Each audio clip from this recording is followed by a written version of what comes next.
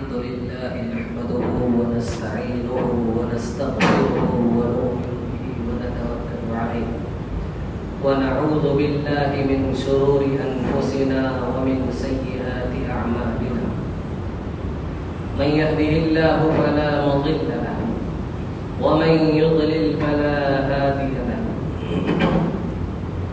وأشهد أن لا إله إلا الله وحده لا شريك له وأشهد أن سيدنا وسندنا وشفيعنا وحبيبنا وقائدنا وقدوتنا وأسوتنا وإمامنا ومولانا محمدا عبده ورسوله صلى الله تعالى عليه وعلى آله وأصحابه وبارك وسلم تسليما كثيرا كثيرا. أما بعد فأعوذ بالله من الشيطان الرجيم. بسم الله الرحمن الرحيم. واتقوا فتنة لا تصيبن الذين ظلموا منكم خاصة. فقال تعالى: بل تؤثرون الحياة الدنيا والآخرة خير وأبقى. فقال رسول الله صلى الله عليه وسلم: من لم يهتم بأمر المسلمين فليس منهم. وقال علي بن أبي طالب رضي الله تعالى عنه: ارتحلت الدنيا مدبرة وارتحلت الآخرة مقبلة ولكل واحدة منهما بنون فكونوا من أبناء الآخرة ولا تكونوا من أبناء الدنيا فإن اليوم عمل ولا حساب وغدا حساب ولا عمل، أو كما قال عليه الصلاة والسلام: صدق الله العظيم وصدق رسوله النبي الكريم والحمد لله رب العالمين. اللهم صل على سيدنا محمد وعلى آل سيدنا محمد وبارك وسلم. اللهم صل على سيدنا محمد وعلى آل سيدنا محمد وبارك وسلم. اللهم صل على سيدنا محمد وعلى آل سيدنا محمد وبارك وسلم. محترم بزرگوں اور دوستو، قرآن کریم کی چند آیات کریمہ نبی صلی اللہ علیہ وسلم کے مبارک ارشادات میں سے ایک مبارک ارشاد، اسی طرح حضرت علی رضی اللہ تعالیٰ عنہ کا ایک قول جو بعض روایتوں میں مرفوعاً بھی مروی ہے، پڑھا گیا ہے. انشاءاللہ انہی سب آیات کریمہ، احادیث مبارکہ اور آثار مبارک کی روشنی میں کچھ باتیں عرض کی جائیں گی. ہو سکتا ہے اللہ کے کسی بندے کو فائدہ پہنچ جائے. حدیث پڑھی گئی ہے کہ اللہ کے نبی صلی اللہ علیہ وسلم نے ارشاد فرمایا: من لم يهتم بأمر المسلمین فليس منهم. کہ جو شخص مسلمانوں کے حالات کی فکر نہ کرے وہ ان میں سے نہیں. مسلمانوں کو طرح طرح کے حالات اس دنیا میں رہتے ہوئے پیش آتے ہیں. جو شخص ان حالات کی فکر نہیں کرے گا، ان حالات پر کوئی توجہ نہیں دے گا، ان حالات کی وجہ سے فکر مند نہیں ہوگا، فرمایا نبی صلی اللہ علیہ وسلم نے: فلیس منہم. اس شخص کا مسلمانوں سے کوئی تعلق نہیں، یہ مسلمانوں میں سے ہے ہی نہیں. اگر یہ مسلمان ہوتا تو مسلمانوں کے حالات کی فکر کرتا، مسلمانوں کے حالات کی وجہ سے فکر مند ہو جاتا اور اس کے حل کے لیے تگ و دو اور جد و جہد کرتا جس قدر بھی اس سے ہو سکتا. لیکن جو شخص مسلمانوں کے حالات کی فکر ہی نہ کرے تو نبی علیہ الصلوۃ والسلام نے فرما دیا: فلیس منہم. یہ ان میں سے ہے ہی نہیں، یہ مسلمانوں میں سے ہے ہی نہیں.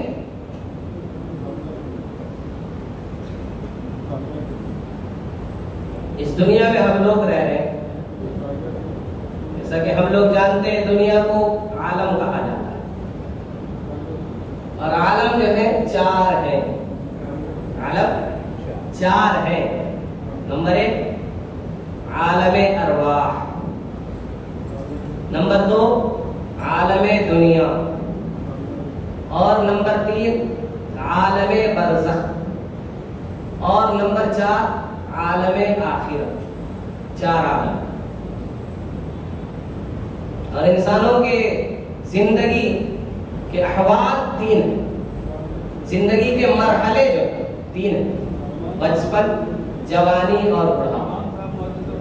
عالم 4 اور انسانی زندگی کے مراحل 3۔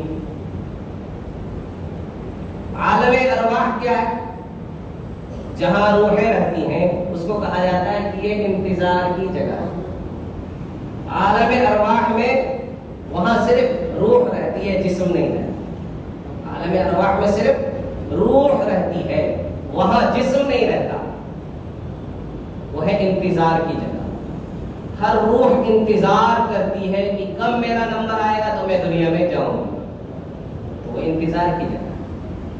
ہر روح، میری روح، آپ کی روح، آج تو ہم اس دنیا میں رہ رہے ہیں، لیکن ہماری روحیں کسی دور میں انتظار کر رہی تھی کہ کب میرا نمبر آئے گا دنیا میں جانے کا۔ عالم ارواح جو ہے انتظار کی جگہ ہے، وہاں روحیں انتظار کرتی ہیں اس دنیا میں آنے کے لیے۔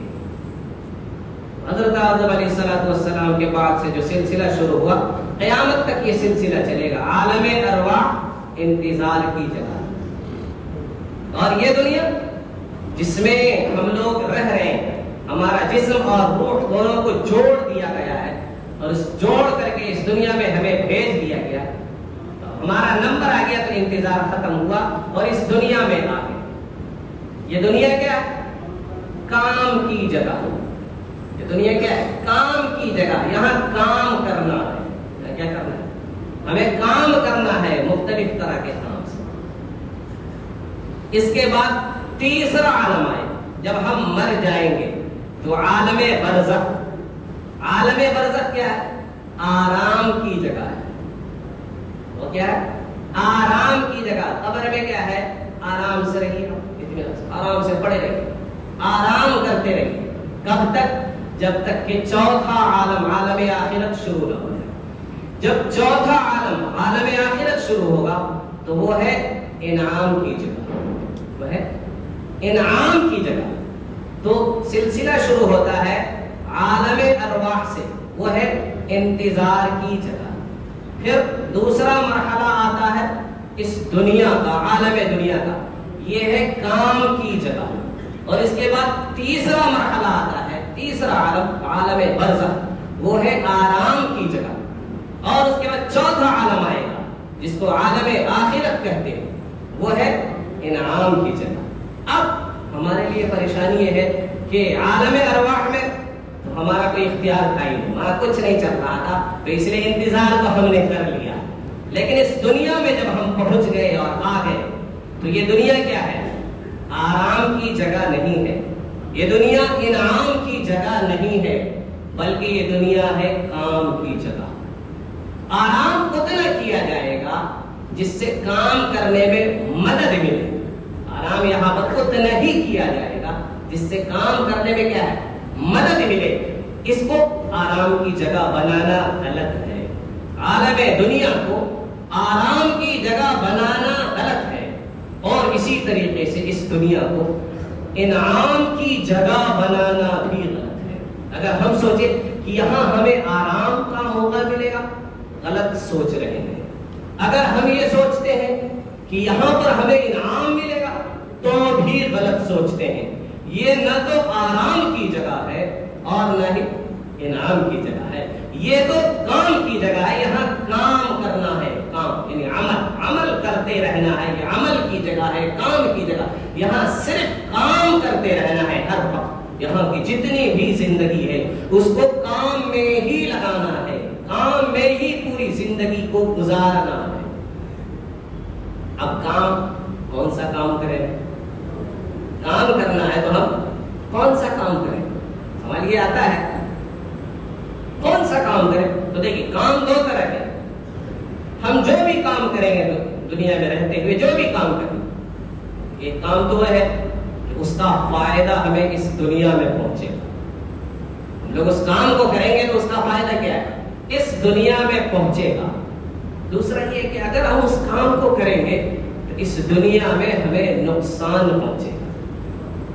ٹھیک، کچھ کام ایسے ہیں کہ اگر ہم ان کو کریں تو یہاں پر ہمیں کیا فائدہ پہنچے گا. کچھ کام ایسے ہیں کہ اگر ان کو ہم کر لیں تو یہاں پر ہمیں کیا ہے نقصان پہنچے گا. اس کے بالمقابل کچھ کام ایسے ہیں کہ اگر ہم ان کو کریں تو آخرت میں ہمیں نفع پہنچے گا. آخرت میں ہمیں نفع پہنچے گا. اور کچھ کام ایسے ہیں کہ اگر ہم ان کو کر لیں تو آخرت میں ہمیں کیا ہے نقصان پہنچے گا. اب ظاہر سی بات ہے، اب ہم کون سا کام کریں؟ کیا وہ کام کریں جس سے ہمیں دنیا میں فائدہ پہنچ جائے، یا وہ کام کریں جس سے ہم کیا ہے آخرت میں فائدہ حاصل کریں؟ اس دنیا میں آئے کیوں ہیں اس پر غور کریں. اللہ نے فرمایا کہ وما خلقت الجن والانس الا ليعبدون، کہ میں نے جنات کو بھی اور انسان کو بھی کیوں پیدا کیا؟ کہا لیعبدون، تاکہ یہ میری عبادت کریں. یہی مقصد تخلیق ہے، ہمیں بنانے کا، ہمیں پیدا کرنے کا، ہمیں اس دنیا میں بھیجنے کا مقصد کیا ہے؟ فرمایا اللہ کی عبادت کرنا، یعنی وہ کام کرنا ہے جس سے ہم آخرت میں نفع حاصل کریں اور آخرت کے نقصان سے بچ جائیں، چاہے اس دنیا میں ہمیں فائدہ ہو یا نہ. اب ہم کر کیا ہے؟ زندگی کا جائزہ لے. اللہ تعالیٰ نے قرآن میں فرمایا کہ تمہارا مزاج کیا ہے؟ بل تؤثرون الحیات الدنیا، کیا کرتے ہو تم لوگ؟ کہا تم لوگ تو دنیا والی زندگی کو ترجیح دیتے ہو. ایک طرف دنیا ہے اور ایک طرف آخرت ہے. اب اگر آپ کو کہا جائے اس میں سے چنیے، آپ کو دنیا والی زندگی چاہیے یا آخرت والی زندگی چاہیے، اللہ نے مزاج بیان فرمایا. کیا ہے مزاج؟ کہا بل تؤثرون الحیات الدنیا، کہ تم تو دنیا کی زندگی کو ترجیح دے دیتے ہو، دنیا کی زندگی کو آگے رکھتے ہو، مقدم رکھتے ہو، اسی کا انتخاب کرتے ہو. حالانکہ اللہ نے فرمایا والآخرۃ خیر وابقیٰ، حالانکہ دنیا اور آخرت ان دونوں کا اگر مقابلہ کیا جائے تو آخرت جو ہے اس دنیا سے بہتر ہے. وابقیٰ، یہ دنیا تو ختم ہو جائے گی لیکن آخرت تو کبھی ختم ہوگی ہی نہیں. دنیا فانی ہے اور آخرت باقی ہے. تو اولاً تو آخرت بہتر ہے اور دنیا کیا ہے؟ یہ اس کے مقابلے میں بہتر نہیں ہے، بیکار ہے. دوسری بات کہ دنیا فانی ہے، ختم ہو جائے گی، لیکن آخرت باقی ہے، کبھی ختم نہیں ہو. آدمی کو ایک حدیث میں آتا ہے کہ من احب دنیا ہو اغر بآخرتہ، جو دنیا کی محبت کو اپنے دل میں جگہ دے گا وہ اپنی آخرت کا نقصان کر لے گا. پھر فرمایا ومن احب آخرتہ اغر بدنیا، کہ جو آخرت کی محبت کو دل میں بسا لے گا، جگہ دے دے گا، تو وہ اپنی دنیا کا نقصان کر لے گا. پھر آخر میں اللہ کے نبی صلی اللہ علیہ وسلم نے فرمایا فآثروا ما يبقى على ما يفنى، کہ جو فانی ہے اس کو چھوڑ دو، جو باقی ہے اسی کو ترجیح دو اور اسی کو اختیار کرو. ہم لوگوں کا مزاج کیا ہے؟ اب دیکھیے میں نے ابھی بتایا 3 مرحلے آتے ہیں ہماری زندگی میں. دیکھیے کیسے کیسے ہم لوگ دنیا ہی کو ترجیح دیتے ہیں، دنیا ہی ہمارے سامنے ہے. آخرت تو گویا کہ زبان سے تو ہم اس کا انکار نہیں کر رہے لیکن عمل کے اعتبار سے انکار ہی ہے. عمل کے اعتبار سے کیا ہے؟ تقریباً انکار ہی کر چکے ہیں. علامہ ابن قیم جوزی رحمت اللہ علیہ نے لکھا ہے کہ دنیا کو وہی شخص ترجیح دے گا آخرت کے مقابلے میں جس کے اندر 2 خرابی، 2 میں سے کوئی ایک خرابی ضرور ہوگی. نمبر 1، یا تو اس کی عقل میں بگاڑ ہوگا، عقل خراب ہوگی اس کی، تبھی وہ دنیا کو ترجیح دے گا اور آخرت کو ترجیح نہیں دے گا. کیوں؟ اس لیے کہ دنیا تو ختم ہو جائے گی اور آخرت باقی رہے گی. تو جو باقی ہے اس کو نہ لینا اور جو ختم ہو جائے اس کو لے لینا، عقل کی خرابی کی دلیل ہے. ایک بات. دوسری بات یہ بتائی کہ یا تو اس کے ایمان اور دین کے اندر بگاڑ ہے. اگر عقل ٹھیک ہے، اس کی عقل کے اندر کوئی خرابی نہیں ہے، تو پھر اس کا دین اور ایمان بگڑا ہوا ہے، اس کا دین اور ایمان جو ہے ٹھیک نہیں ہے. تب ہی وہ کیا کر رہا ہے؟ آخرت کے مقابلے میں اس دنیا کو ترجیح دے رہا ہے. اب دیکھیے سیدھی سادی مثال میں دیتا ہوں، بات بڑی آسانی سے سمجھ میں آئے گی.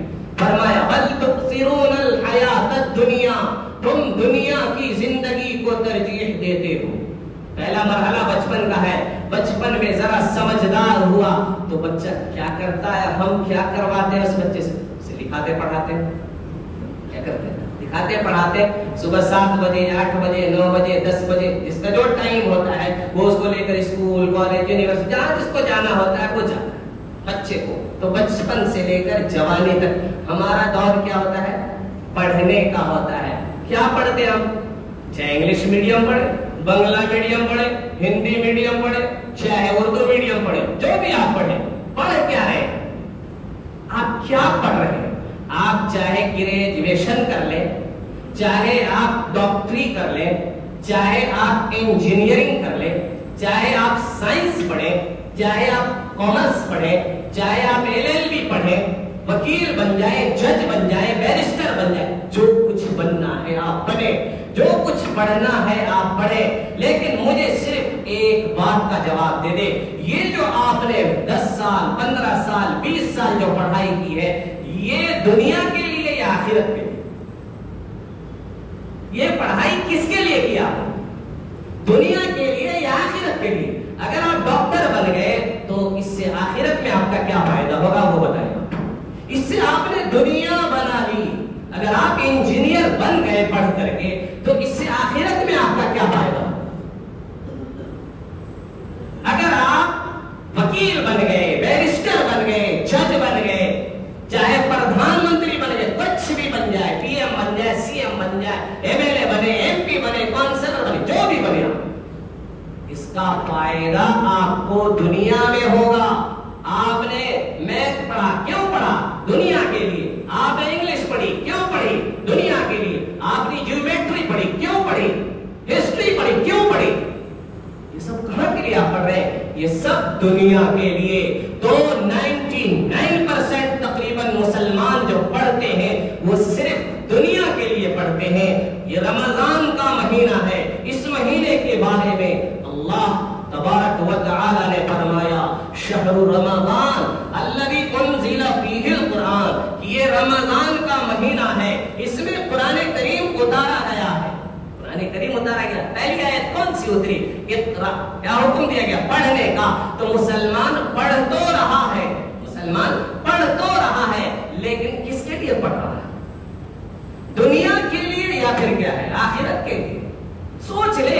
ہر آدمی خود دیکھے، دوسرے کو چھوڑے، دوسرے کی فکر، خود اپنی فکر کرے. تو ہمارا پڑھنا کس کے لیے ہے؟ بچپن سے لے کر جوانی تک ہم نے پڑھا ضرور ہے، لیکن اس دنیا کے لیے. ایک آسان سا سوال، آخرت کے لیے کب پڑھیں گے وہ بتائیں. آخرت کے لیے کب پڑھیں گے؟ اس دنیا میں کتنے دن آپ رہیں گے؟ 60 سال 70 سال 80 سال 90 سال 100 سال کی زندگی گزاریں گے. اس کے لیے تو آپ نے خوب پڑھائی کی ہے، پڑھنا تو آپ نے کیا ہے، لیکن اللہ نے حکم بھی دیا تھا اقرا کہنا پڑھنے کا. تو آپ نے پڑھا ضرور ہے، لیکن کس کے لیے؟ دنیا کے لیے یا آخرت کے لیے؟ آپ نے اللہ کے لیے پڑھا یا پھر کس دنیا والوں کے لیے پڑھا یا اپنے لیے پڑھا؟ اس کے لیے تو آپ نے پڑھ لیا، لیکن آخرت کے لیے تعلیم کب حاصل کریں گے؟ آخرت کے لیے علم کب حاصل کریں گے؟ اس کے لیے کب وقت آئے گا جناب؟ سوچئے گا.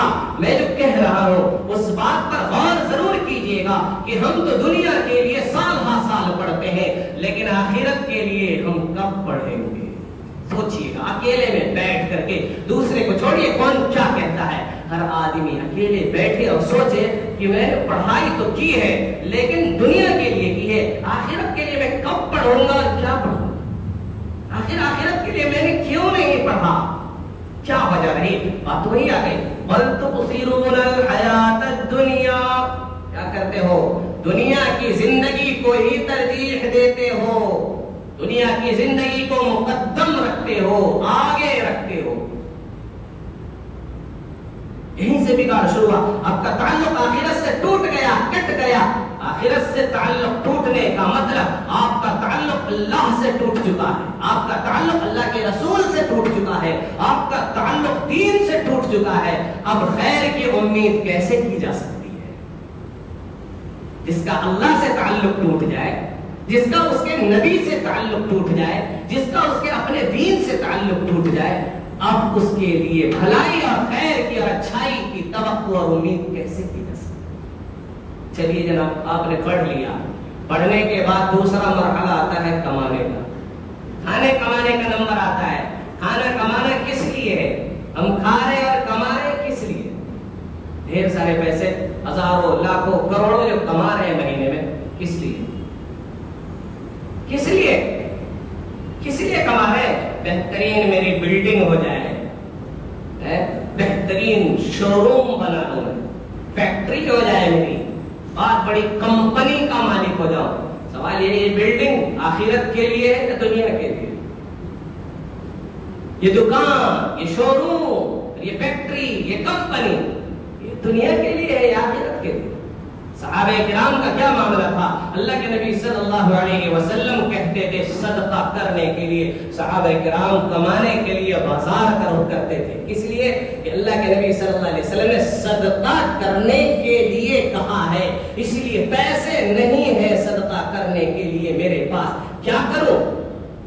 کیا کروں؟ چلو بازار چلتے ہیں، بازار میں چل کے مزدوری کریں گے، جو حاصل ہوگا وہ صدقہ.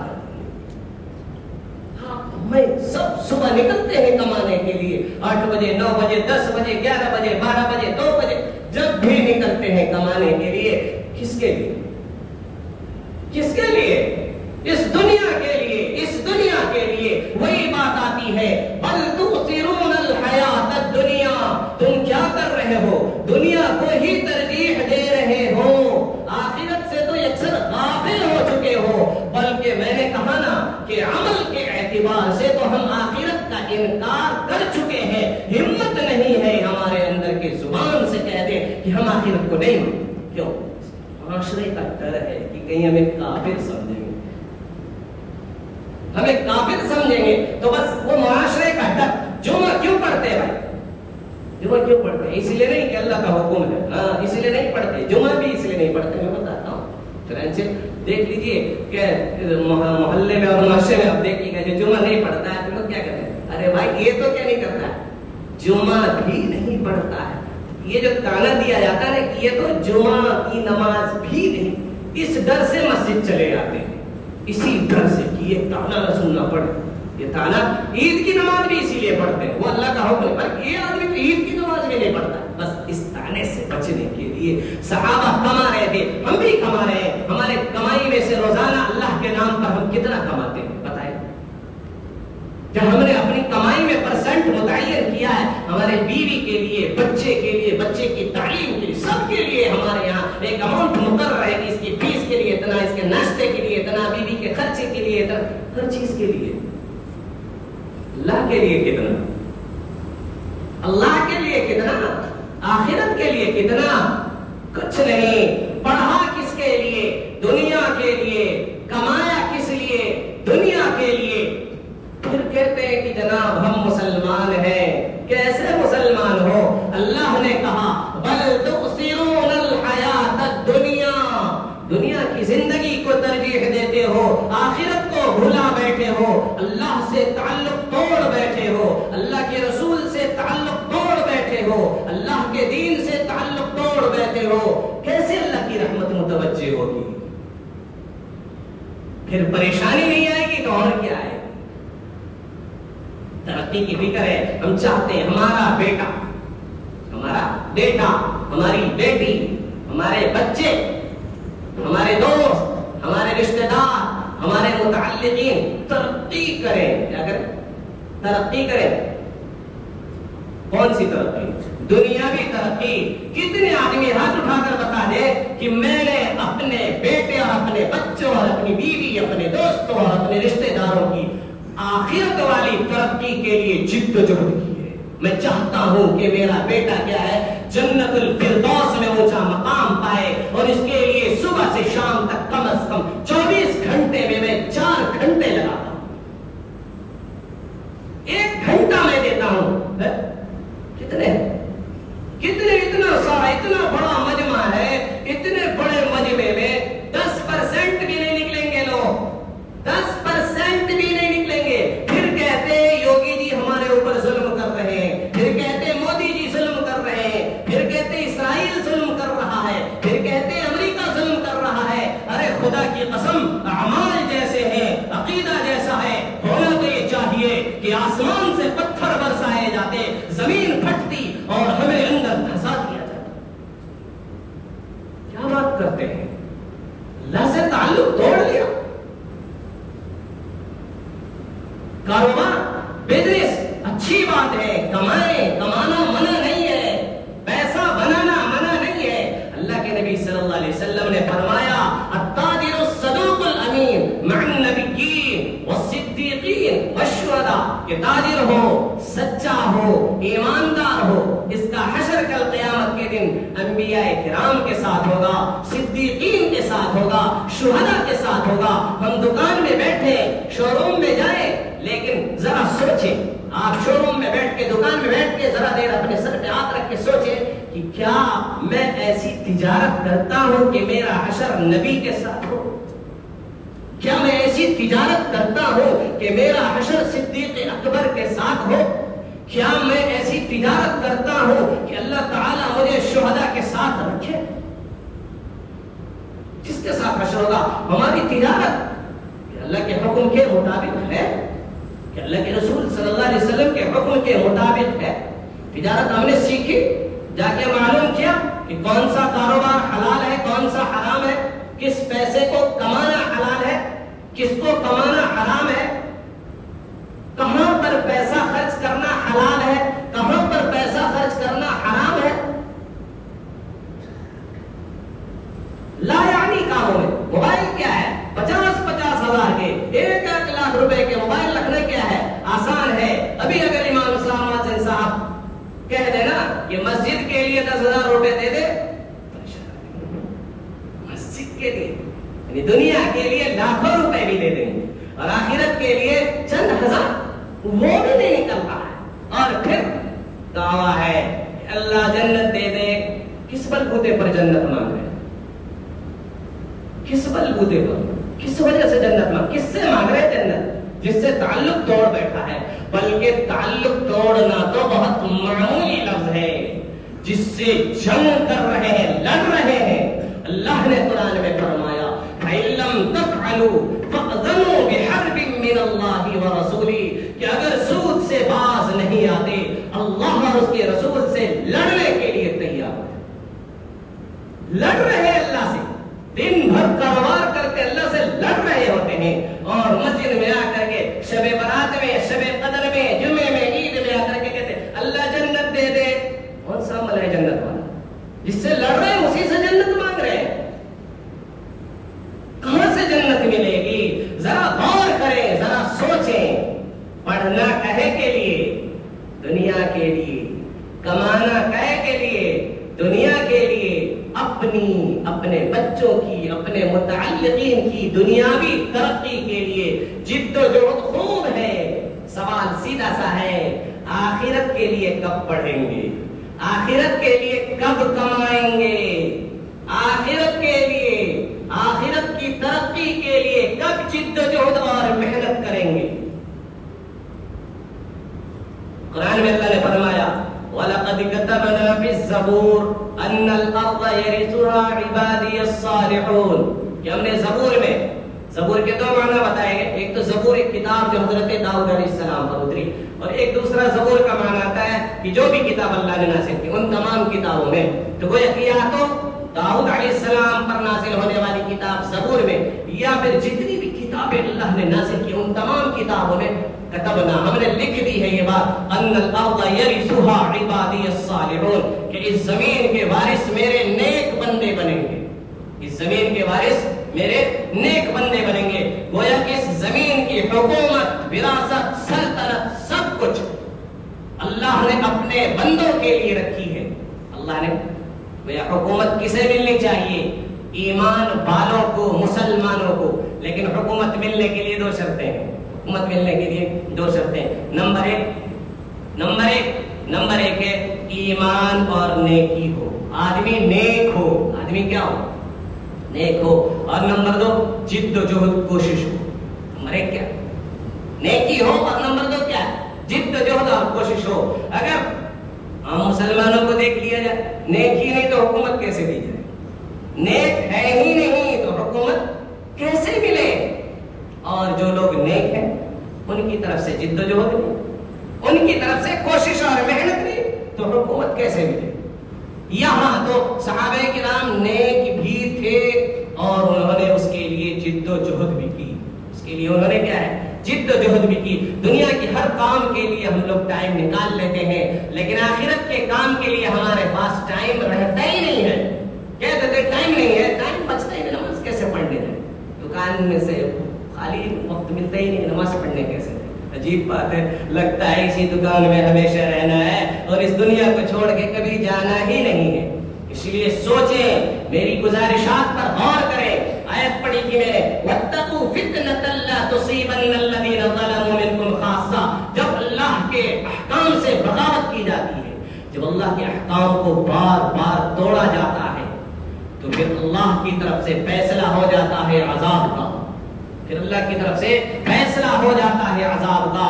پھر صرف جو ظلم کر رہے تھے، جو نافرمانی کر رہے تھے، جو اللہ کے حکموں کو توڑ رہے تھے، عذاب صرف انہیں نہیں ملتا بلکہ عذاب انہیں بھی ملتا ہے جو نیک ہوتے ہیں. تو کیا ہوتے ہیں؟ نیک ہوتے ہیں لیکن ان کو روکتے نہیں ہیں، ظالموں کو ظلم سے روکتے نہیں ہیں. پھر وہ بھی لپیٹ میں آ جاتے ہیں. کہتے ہیں نا، گیہوں کے ساتھ گھن بھی پیس جاتا ہے. گیہوں کے ساتھ گھن بھی پیس جاتا ہے. ابھی مثال میں دوں گا. اللہ کے نبی صلی اللہ علیہ وسلم نے فرمایا ابغض الحلال الی اللہ الطلاق. اللہ کے نزدیک مقبول ترین حلال ہے لیکن اللہ کو ناپسندیدہ کیا ہے؟ طلاق. لیکن مسلمانوں نے کیا ہے؟ طلاق پر اتنی جرأت دکھائی کہ اللہ نے قانون بنوا دیا. اس ملک میں پارلیمنٹ سے قانون بنوا دیا، اب طلاق بھی نہیں دے سکتے. کیوں؟ اللہ کو جو چیز ناپسندیدہ تھی، جو مقبول تھی، اس پر جرأت دکھائی تو اب حلال ہونے کے باوجود طلاق نہیں دے سکتے اور دی اسی کے جیل میں چلے گئے. حجاب، بے پردگی، دیکھیے پردہ، برقع، یہ سب کیا ہے؟ مسلمان اس کو کیا ہے؟ کیا سمجھتا ہے؟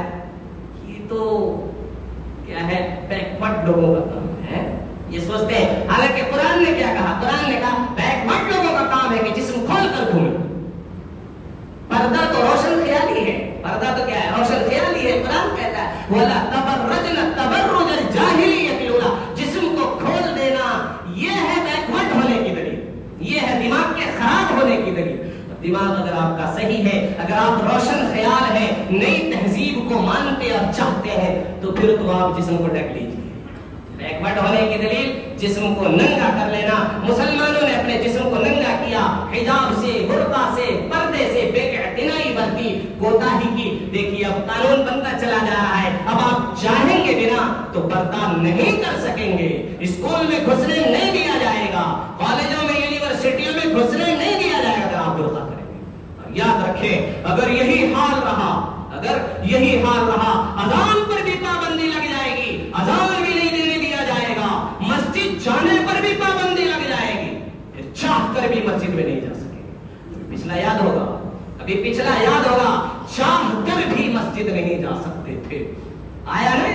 اللہ نے ایک جھلک دکھلائی ہے. اب بھی اگر ہوش میں نہ آئے تو اگلا مرحلہ وہی ہوگا. اذان بھی نہیں دینا ہے، مسجد میں پابندی لگ جائے گی، کوئی مسجد میں نہیں جائے گا. چاہ کر بھی مسجد میں آنے کا موقع نہیں ملے گا. وقت آنے سے پہلے غور کرے تنہائی میں بیٹھ کر کیا کرنا ہے.